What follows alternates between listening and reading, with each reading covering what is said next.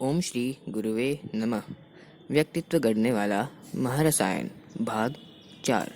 पिछले भाग में हमने सुना कि भिक्षु योगीराज नागार्जुन से स्वर्ण बनाने की प्रक्रिया जानने के बारे में उत्सुकता दिखाता है। उसके आगे का भाग इस प्रकार है। जरूर जरूर, किंतु इसके पहले तुम ठीक से समझाओ कि स्वर्ण का क्या उपयोग करोगे। वह इतनी आसानी से तैयार हो जाएंगे, विश्वास न था। अघटित को घटित होते देख मन उल्लास से और इस उल्लास के आवेग में एक क्षण के लिए भिक्षु ने पाटलिपुत्र के दंडनायक की ओर देखा, जो उसकी बातों को पूर्ण तन्मयता से सुन रहा था। आप हंसेंगे, मैं उतना सब तो आपको नहीं समझाऊंगा। संभव है आपने कभी विश्व का सबसे बड़ा धनिक बनने का स्वप्न देखा होगा। उसका भवन कैसा होना चाहिए, उसकी साज सज्जा कैसे रखनी है, देखा है कभी आपने ऐसा स्वप्न? देखा है तो कुछ कहना नहीं, आप मेरी बात समझ जाएंगे। न देखा हो तो अब बताकर हंसी कराने से क्या फ़ायदा।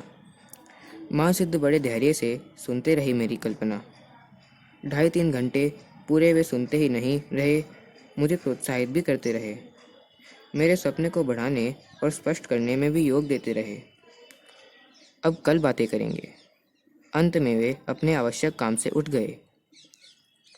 आप समझ सकते हैं कि मैंने कितनी उत्सुकता से कल की प्रतीक्षा की होगी। तुम्हारा स्वप्न सत्य हो जाएगा तब समझ लो कि सब कुछ हो गया। उन्होंने दूसरे दिन स्वयं प्रारंभ किया, यद्यपि मैं कम उतावला नहीं था शुरू करने के लिए। इस प्रकार रहेंगे तो लोग इतना सम्मान करेंगे।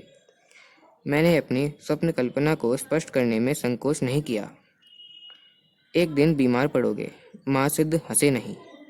कौन कौन वैद्य आएंगे, कैसे लोग देख आदि इस संबंध के स्वप्न सुना दिए मैंने।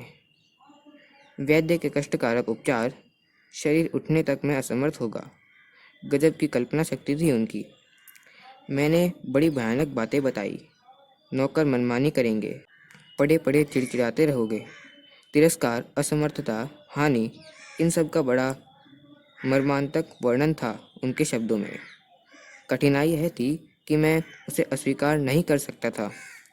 यदि मेरा स्वप्न सत्य होता है तो उनकी कल्पना के सत्य होने की संभावना उतनी ही अधिक है।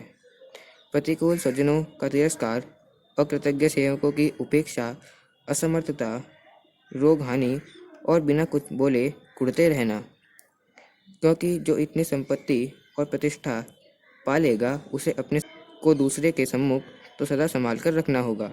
कितने भयानक कल्पना थी। अंत में मर जाओगे। अखंड ज्योति, मई 1991, प्रश्न 15। ओम शांति।